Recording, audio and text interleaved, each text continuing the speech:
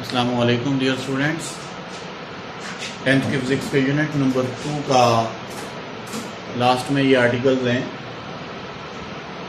पहले Audible frequency range की बात करते हैं।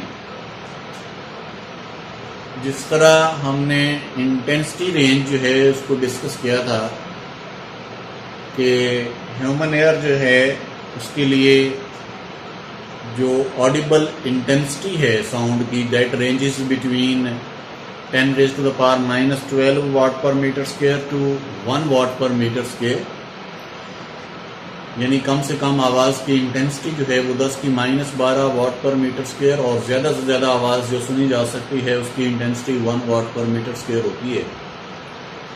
उसी तरह से ऑडिबल साउंड की फ्रीक्वेंसी की रेंज भी फिक्स है फॉर ह्यूमन एयर। और याद रहे कि ऑडिबल फ्रीक्वेंसी से मुराद वो फ्रीक्वेंसी जो इंसानी कान सुन सकते हैं, यानी वो आवाज़ जिनकी फ्रीक्वेंसी इंसानी कानों के लिए काबिल समात होती है। इसकी रेंज जो है it lies between 20 hertz to 20 kilohertz, यानी 20 हर्ट्ज से लेकर 20,000 हर्ट्ज के दरमियान अगर साउंड की फ्रीक्वेंसी होगी तो that will be audible for human ear. इंसानी कान, एक सेहतमंद इंसानी कान जो है उसके लिए वो काबिल समात होगी। इसका मतलब ये है कि 20 हर्ट्ज जो है, 20 हर्ट्ज से मुराद 20 वाइब्रेशंस पर सेकेंड, यानी अगर कोई वाइब्रेटिंग बॉडी साउंड जो प्रोड्यूस कर रहा है कम से कम 1 सेकंड में 20 वाइब्रेशंस कंप्लीट करे तो कहेंगे कि उसकी जो फ्रीक्वेंसी है that is 20 hertz. Simply frequency is the number of vibrations पर सेकेंड। तो अगर बॉडी 1 सेकेंड में 20 वाइब्रेशंस कर रहा है तो उसकी फ्रीक्वेंसी जो है that will be 20 hertz, and this is the minimum Audible frequency for human air.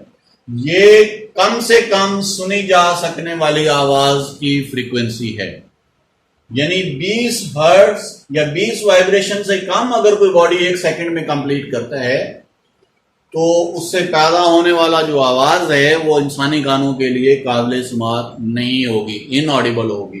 कम से कम आवाज जो सुनी जा सकती है उसकी फ्रीक्वेंसी 20 हर्ट्ज होनी चाहिए और ये मध्यम तरीन आवाज होगी, फेंटेस्ट ऑडिबल साउंड होगा ये। उसके बाद जो मैक्सिमम ऑडिबल फ्रीक्वेंसी है दैट इज 20,000 हर्ट्ज।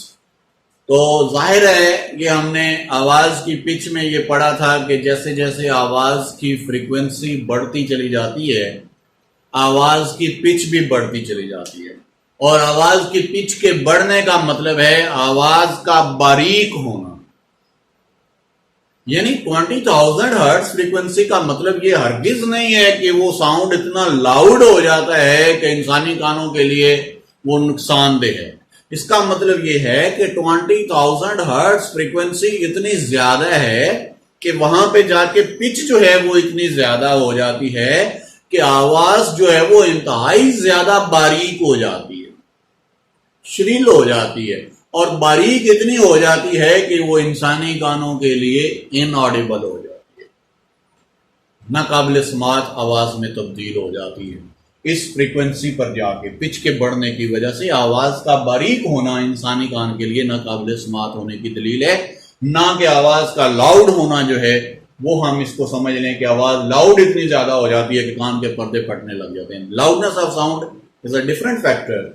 हम यहां पर फ्रीक्वेंसी को डिस्कस कर रहे हैं, तो फ्रीक्वेंसी के इतने ज्यादा होने की ये 20,000 हर्ट्ज तो ऑडिबल होगी।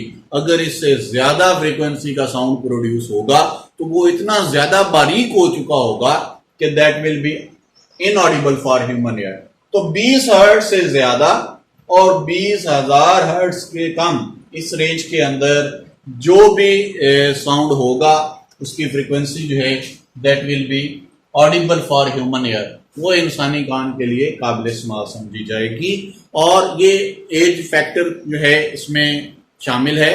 इंसान की उम्र के बढ़ने के साथ साथ उसकी जो ऑडिबल फ्रीक्वेंसी रेंज 20,000 हर्ट्ज तक है वो कम होती चली जाती है। यानी जब बच्चा पैदा होता है, एक इंसान का बच्चा जब पैदा होता है तो पैदा होते वक्त उसके जो ऑडिबल फ्रीक्वेंसी रेंज है वो मैक्सिमम होती है।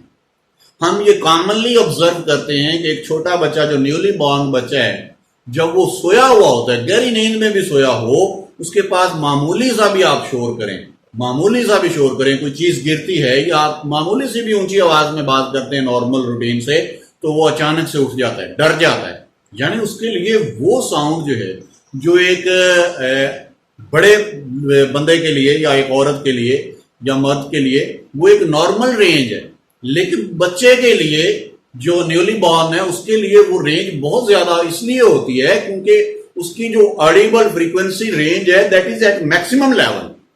अल्लाह ने जब उसको पैदा किया है तो उस वक्त उसकी जो ऑडिबल फ्रीक्वेंसी है दैट इज मैक्सिमम, उसको बहुत ज्यादा सुनता है। मामूली आवाज जो एक आम बंदे को मामूली लगती है उसके लिए उसकी भी फ्रीक्वेंसी काफी ज्यादा होती है, इसलिए कि उसके कानों में सबसे ज्यादा ऑडिबल फ्रीक्वेंसी है, सबसे ज्यादा सुनने की सलाहियत होती है जब पैदा होता है। जैसे जैसे एज बढ़ती चली जाती है ये ऑडिबल फ्रीक्वेंसी जो है ह्यूमन एयर के लिए ये कम होती चली जाती है, यानी लाउडनेस भी उसकी कम होती चली जाती है। इंसान को उस लेवल से नहीं सुनाई देता जिस लेवल से वो छोटे होते वो सुनता है। और आफ्टर 40 या 50 या 60 ये ऑडिबल जो फ्रीक्वेंसी रेंज है फॉर ह्यूमन ईयर ये 20,000 से कम होकर 15,000 पर आ जाती है आफ्टर 40।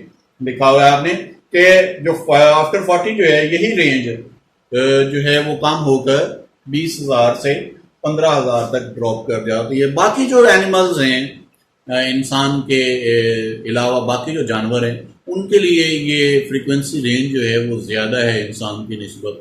जो सबसे ज्यादा ऑडिबल फ्रीक्वेंसी होती है दैट इज ये चमगादड़ के लिए, चमगादड़ सबसे ज्यादा फ्रीक्वेंसी की आवाज जो है वो सुन सकता है। साइड इंफॉर्मेशन में उसके बारे में बताया हुआ है कि कौन से एनिमल्स जो हैं वो किस फ्रीक्वेंसी की रेंज तक सुन सकते हैं, तो वहां से आप इसको देख लेंगे। और ये ऑडिबल फ्रीक्वेंसी रेंज जो है 20 हर्ट्ज से 20 kilo hertz, it is important for MCQs also and examination point of view से ये शॉर्ट क्वेश्चन जो है ये भी इम्पोर्टेंट समझा जाता है।